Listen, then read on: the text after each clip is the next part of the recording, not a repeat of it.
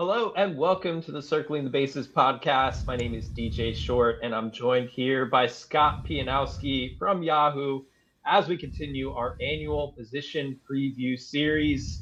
In our first episode, we previewed first base in preparation for 2023 fantasy baseball drafts. You can go back in our archives to check that one out if you haven't already. But today we're going to talk second base, the top options, names to target and avoid, young players to watch, and much, much more. Scott, thanks for joining me here. How's it going?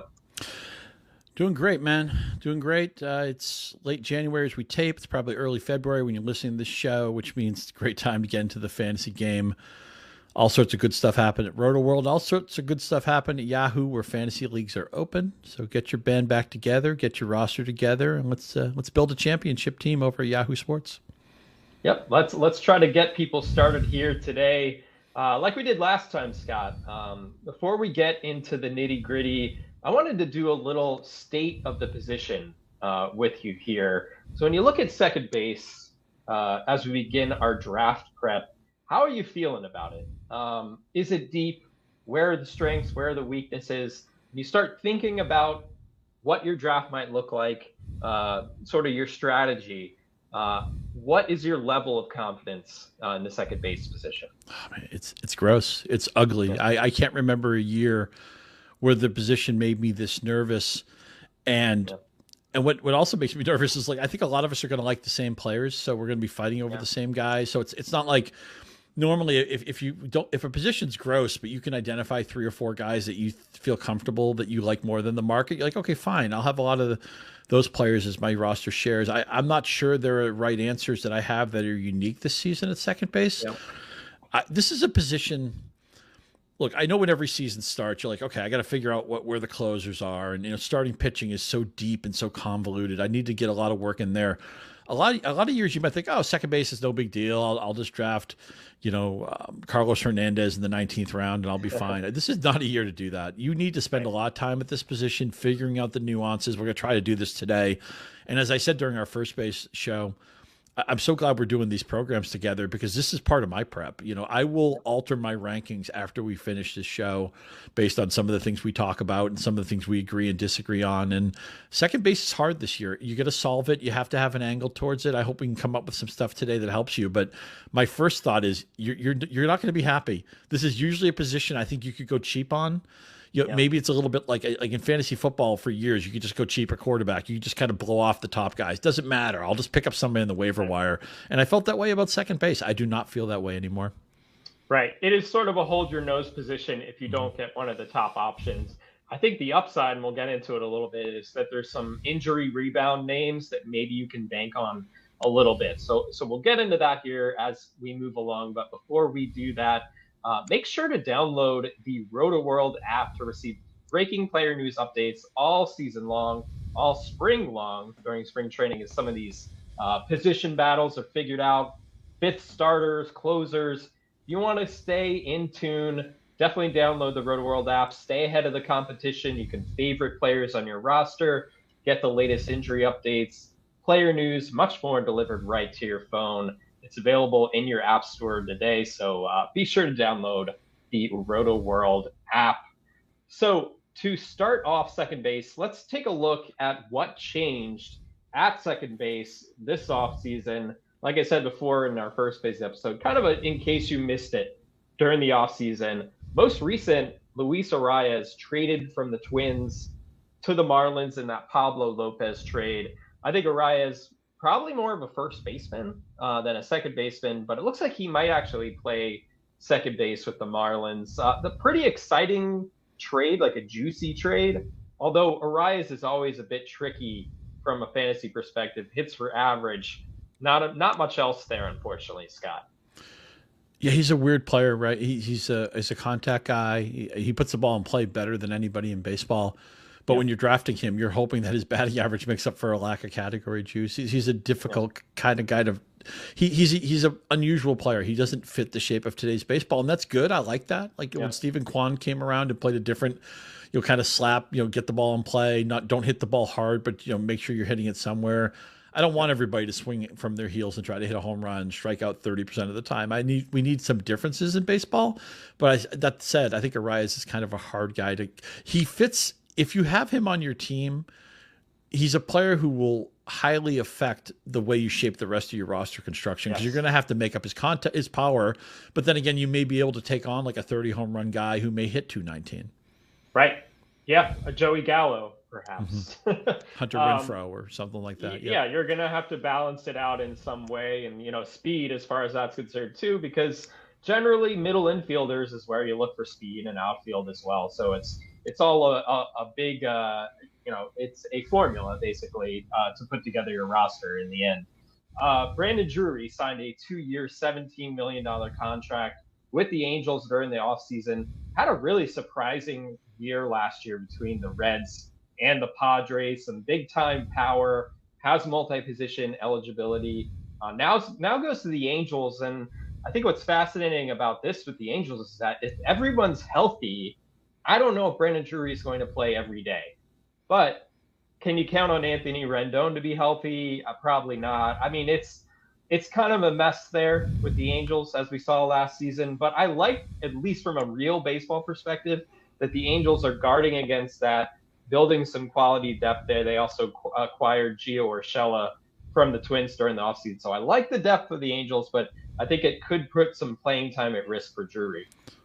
For sure. And it's always weird to go after a player after he had a season we didn't see coming in the middle of his career. A lot of times those guys fall back to earth. And I agree with you. Anthony Rendon, I don't see him being healthy. It's just scary.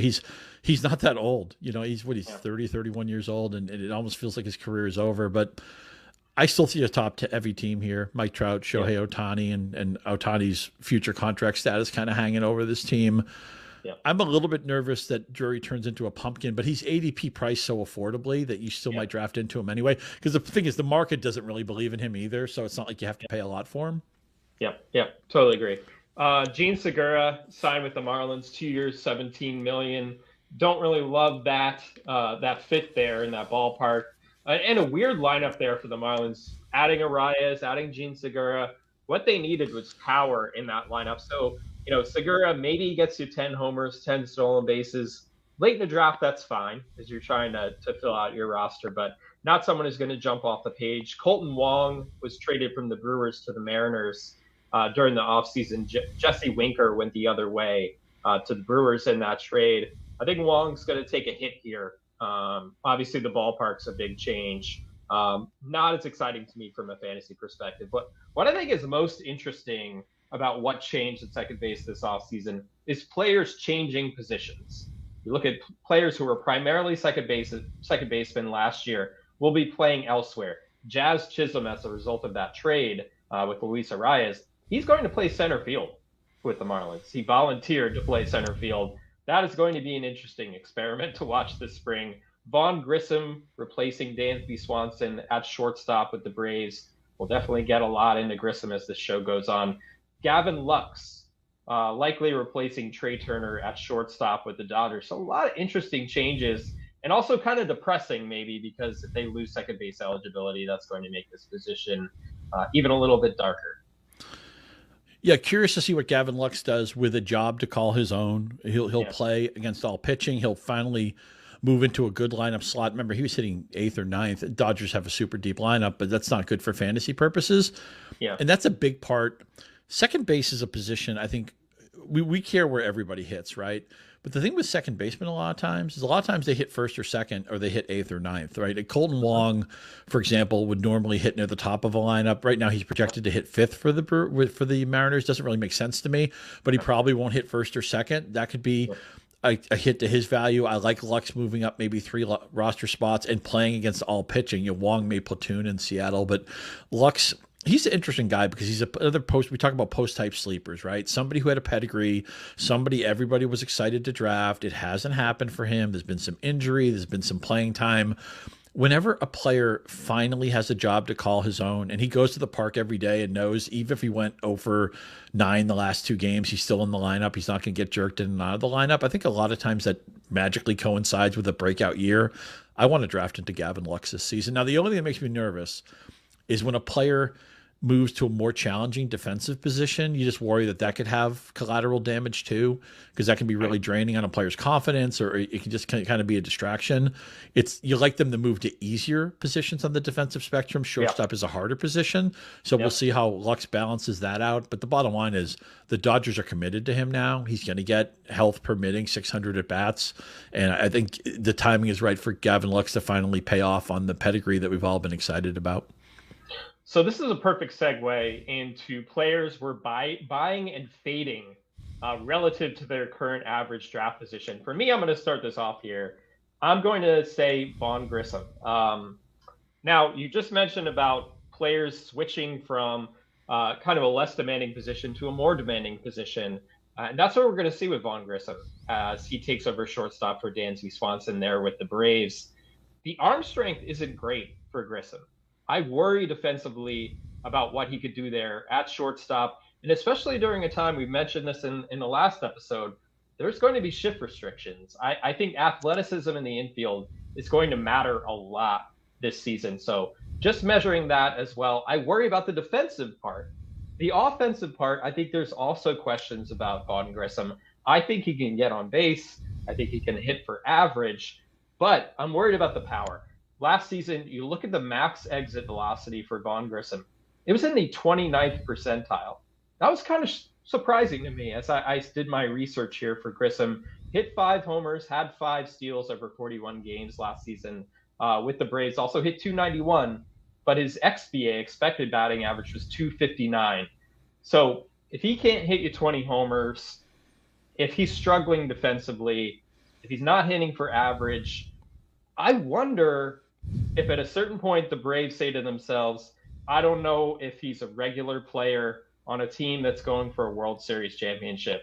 I wouldn't be surprised if at some point he ends up back in AAA this season. Maybe I'm dead wrong, but I have some concerns, especially for someone whose ADP is where it is, 187.39 on NFC right now. No, I think it's totally valid. I was disappointed that it seemed like Dansby Swanson wanted to come back and was willing to give the Braves a pretty good hometown discount, but the Braves were going to move on and spend the money elsewhere. And now, of course, Swanson is on the Cubs. And I think he's actually a little bit under-repped. I think it's kind of become a little hip to knock Dansby Swanson, but I'm still a Swanson guy. We'll get to him in the shortstop preview. But Grissom, I know it's a deep Atlanta lineup. Looks like he's going to bat 9th, so I don't like that. Batting low in a National League lineup is not the kill shot it used to be because they have the DH now. It used to be if you hit 7th or 8th in front of the pitcher, that was really bad because that's where rallies go to die. It's not as much of a kill shot anymore, but I think your concerns with Grissom, with the defensive change, with the Braves are set up. They won a title 2 years ago. They have a roster. They think they're going to be in the playoffs. They're going to be a World Series contender again. Grissom is not going to have a lot of wiggle room. If he gets off to a slow start, easily could see a demotion, or maybe even they look into the market in the middle of the year. If Grissom isn't working out, maybe they make a move just for a temporary rest of the season thing, a rental, that type of thing. I don't like where he's hitting. I think there's a lot more downside than upside here. I'm not going to be proactively drafting into Grissom. A player I'm fading, and I got him wrong last year. I was afraid Tommy Edman would not keep the leadoff spot in St. Louis. He did. Yep. But still, last 3 years, his OBP is 316. The Cardinals have all sorts of options. Now Edman's going to keep his spot in the lineup. He's one of several outstanding defenders on the Cardinals, which is why I always love drafting their pitching staff. It didn't save Steven Matz last year, but whatever. I mean, they had 5 Gold Glovers the previous year. Edman's glove will keep him in the lineup, and he's not a bad player. But I could easily see him batting 7th, 8th, or 9th at some point. If he gets off to a slow start, there'll be better people who fit that leadoff spot in St. Louis. I'm going to make the same bet. I lost it last year. I also don't think Edman, if there's more steals this year, he kind of stood out the last few years because he was willing to run in a baseball game where the stolen base was depressed. He's stolen 30-plus bases the last 2 years, and he's a very high percentage base stealer, so he's merited to go as often as he does. I wonder if maybe that's a little bit less valuable this year. He's okay at batting average, but just a slight positive there. Doesn't have the greatest power. If you draft Edman where he's going, you need him batting first all season. I'm just concerned that he might not. Yep, that was my exact concern last season. I think what helps Edman from a playing time perspective, his defense is extraordinary. So he's going to stay on the field. But like you said, there's always that volume concern that he ends up lower in the lineup. may not stand out from a speed perspective with what we expect to be an uptick in stolen bases. That's a really good point. Jumping over to players we're buying. Number one for me at second base, and actually, spoiler alert, later on I'll say, Jazz Chisholm Jr. is my number one fantasy second baseman this season. And we only got a snapshot of him last year, but what we saw was unbelievable. What he put into 60 games last year: 14 home runs, 45 RBIs, 12 steals, 39 runs scored, all over 60 games. I mean, if you project that out over a full season, you are talking about a first round level talent. Bottom line. I mean, an early first rounder, maybe. Of course, had that stress fracture in his back that ended his season. Actually, he didn't play after June 28th last season, which is crazy. Had surgery for a torn meniscus as well, but hoping, obviously, that he shows up to spring training 100% going into his age 25 season, February 1st birthday for Jazz Chisholm. Happy birthday, Jazz. But I think even underlying metrics, you look at the numbers he had last year, were great. Barrel rate, hard hit rates way up from 2021 among players with at least 150 batted ball events last season. Chisholm was 7th in barrels per plate appearance, just behind Shohei Ohtani, ahead of Austin Riley, sprint speed 94th percentile. This is someone who can be 30-30 this season. And again, we talked about Vlad Jr. in our first base episode. That ceiling that is so enticing to chase after. I'm doing that with Jazz Chisholm this year.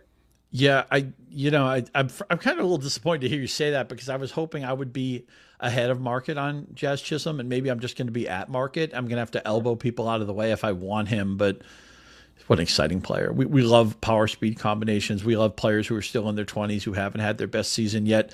Not the deepest Miami lineup, but it looks like Jazz is going to hit third behind a couple of OBP guys in Arias and Segura, so this should be opportunity for him to drive in runs. We'll see how many stolen bases he keeps if he does bat third, but with a player who has the type of skills that Chisholm has, I would just give him the green light and let him run as much as he wants. So I think that's totally reasonable. The player, my target, if you're going with a vanity second baseman, and look, it's a thin position.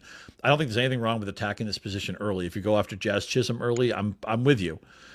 Marcus Semien, people need to understand the shape of his season last year. Okay, he signs a big contract with Texas, gets off to a horrible start. He had like 5 hits, it feels like, going into May. And I realize this is going to be moving the goalposts a little bit. It's arbitrary endpoints. But if you start in the middle of May and rank all the fantasy players the rest of the season, Marcus Semien was a first-round pick. He was a power source. He was an RBI source. He got settled, new team. You mentioned Texas is throwing a lot of resources into their team. They want to contend. They want to be a player in that very deep American League West. And you have to look at what Semien did the last 18 to 20 weeks of the season. It was on a par with what he did his final year in Toronto. He's like a quasi MVP candidate. And I think that poor start, and maybe he was just pressing a little bit, new team, trying to justify the big contract. Some fantasy players think it's a horrible time to buy a player or draft a player after that big contract because of these emotional changes, different living situation, maybe different school for your kids, that type of stuff. But whatever it was, once Marcus Semien figured it out last year and got comfortable, he was a first-round talent. And his ADP right now in NFBC is in the mid-30s. I'll take him in the second round all day. I've already drafted him in some mock drafts, some magazine drafts. I know I'll be in on Marcus Semien this year, because even if the market quote unquote corrects or gets a little bit more into Semien, if his ADP is 36 right now, it's only so much higher it can go. I think he's a perfect second round pick.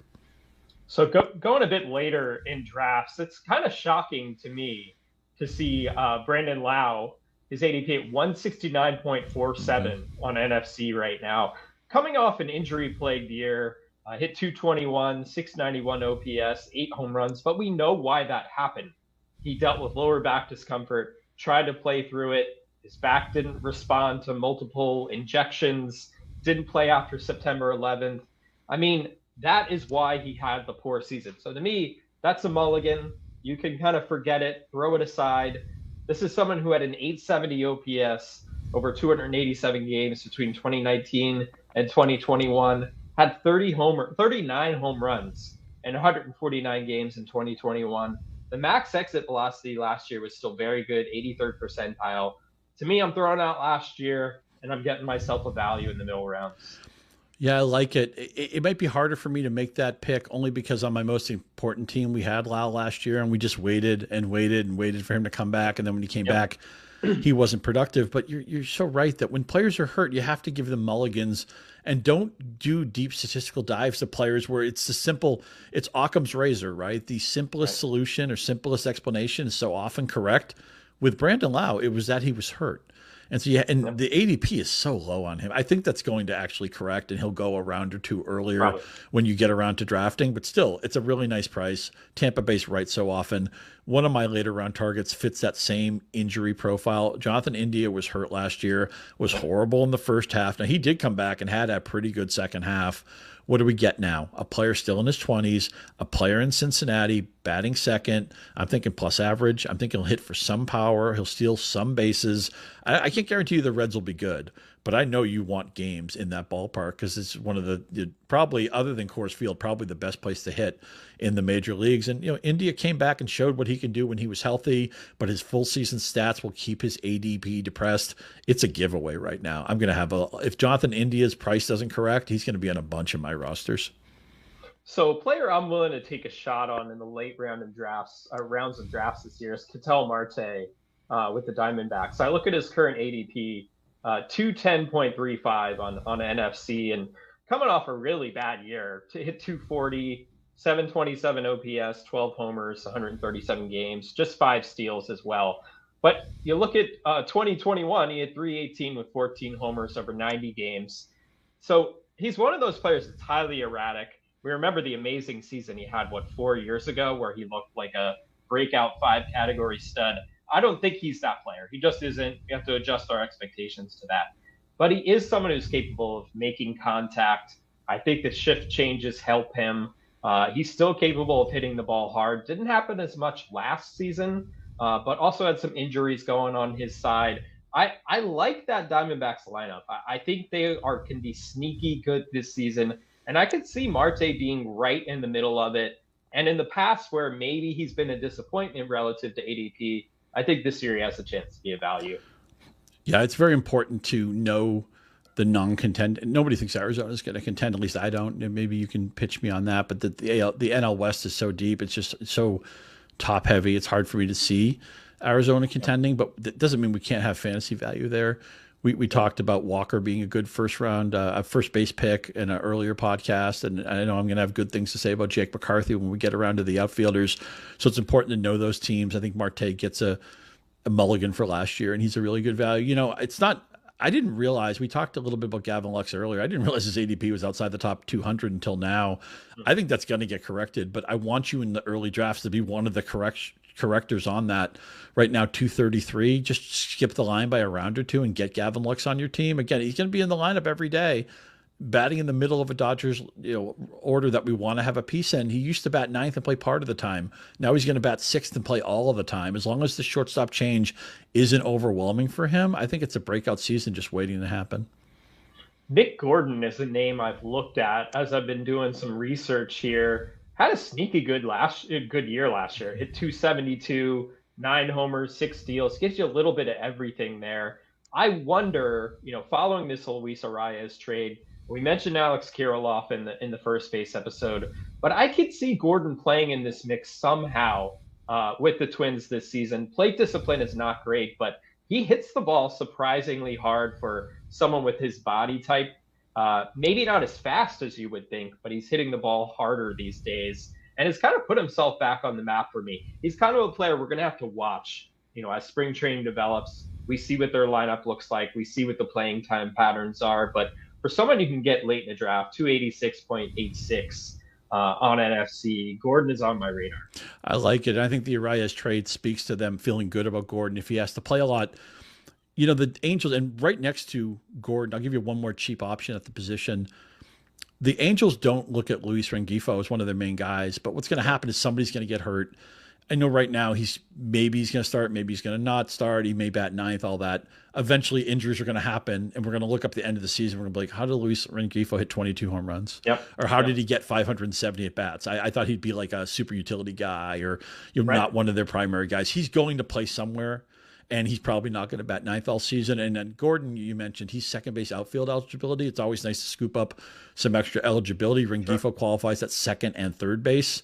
A lot of these second basemen do have position eligibility options. Now, with second base being thin, you may want to use them at second base, but it's always nice to have flexibility. Again, it's a case of, I just look at the Angels roster. It's old enough that I feel like Rengifo's going to get playing time somewhere, even if it doesn't look that way on opening day. Right. I agree. Totally. So let's jump to some of these young names to keep an eye on. It's basically late round flyers, maybe waiver wire material. Starting off here with Bryson Stott. Had a lot of hype coming into opening day last season with the Phillies, but he started out extremely slow. But he hit 278, again, arbitrary endpoints, 278 over his final 70 games, packed 6 homers and 9 steals into that time. So you project that out over a full season, you have someone pretty useful. Sprint speed, 91st percentile. He's going to play second base for the Phillies this year, Trey Turner at shortstop. And again, it's a ballpark. It's pretty friendly for offense. Getting maybe 10 homers, 15 to 20 steals, decent average. I think Stott could surprise some people this year. Yeah, I'm surprised. He stole 12 bases last year in 127 games. And all the projection systems are giving him about the same amount of games and about the same amount of stolen bases. I mean, that doesn't make any sense. He's going to play 150 games. He's going to steal 18 to 20 bases. This is where the projection systems get it wrong because he hasn't done it before. But the Phillies are sold on him. It's a park we want to hit in. Even without Harper, the depth of the lineup is pretty good. I think he's a really nice option where he's going because the playing time is already secured, and he's not powerless. He's going to hit double-digit home runs as well. So I think this is if you're playing the value game at this position, which admittedly will not be me, I think he's a perfectly reasonable option. Staying in the NL East here, Luis Garcia with the Nationals, and kind of an opposite side of the spectrum from the Phillies, where they're expected to contend. The Nationals are not, and I actually think that plays to Garcia's favor because I think he'll get every chance this time to stick in the majors. Will only be 23 years old in May. Hit 275 with 7 home runs, 3 steals in 93 games with the Nationals last season. Pretty troubling plate discipline with Garcia. Drew just 11 walks in 360 plate appearances, but made a decent amount of contact. I think he can hit for average. Pretty good pop, tiny bit of speed as well. But most important thing, volume. He's going to be in that lineup every day. I think he's someone who's kind of a little more of a deeper league option, but I don't think we've seen his ceiling yet. The key for Garcia, for me, is where does he bat? Right now, he's projected to hit 7th, but with Lane Thomas and C.J. Abrams at the top of the lineup, there's no guarantee that that's going to be how they roll out the lineup on opening day.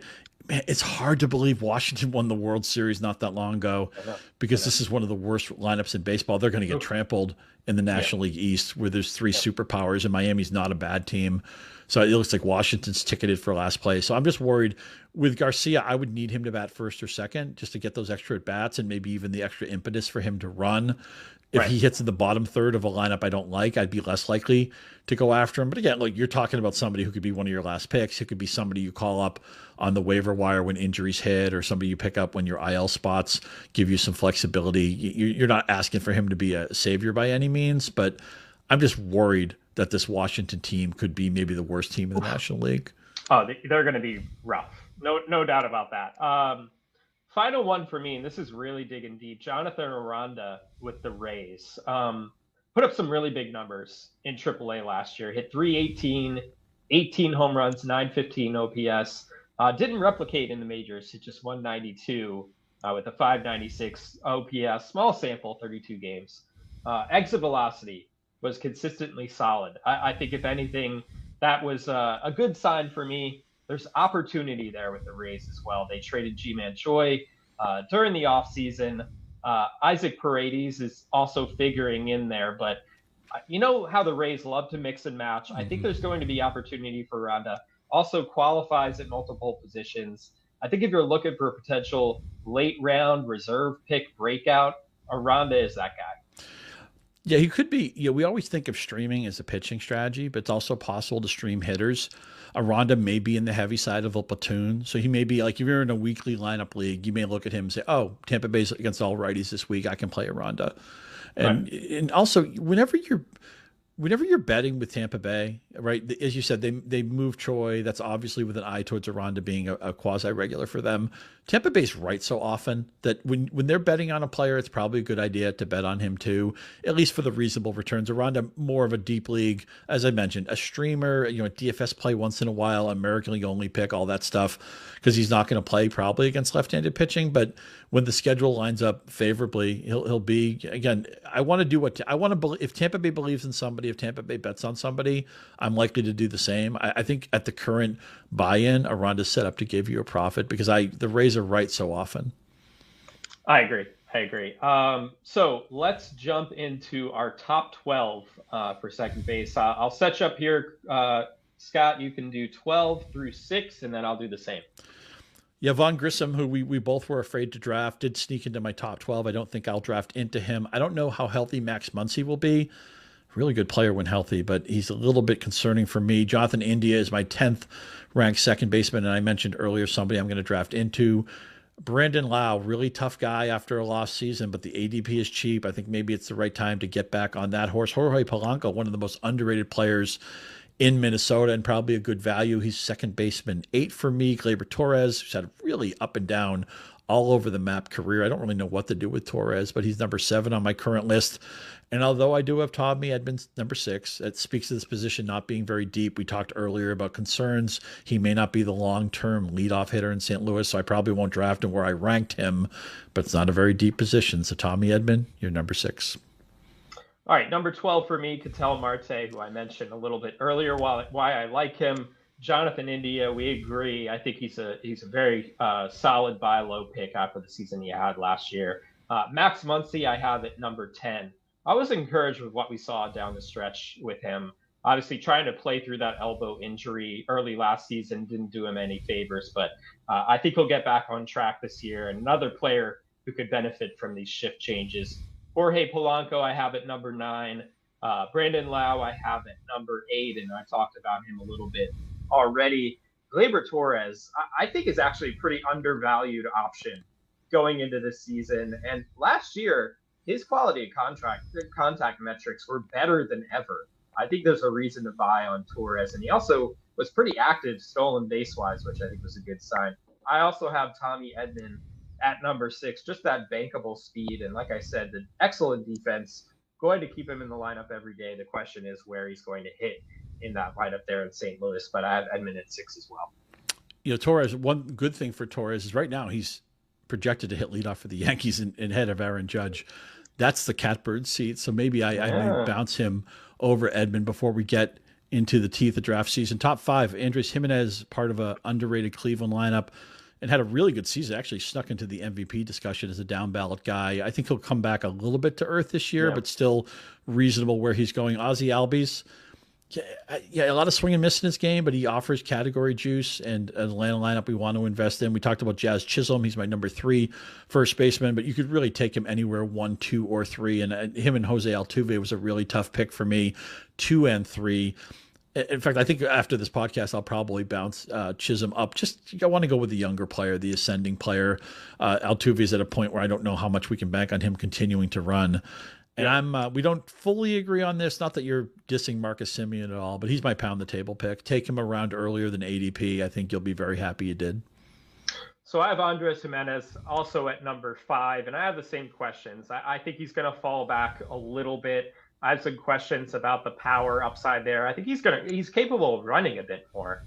He should hit for average, but I think he'll come back a little bit to the pack this year. So I might fade him slightly this season, but I still have him at number 5.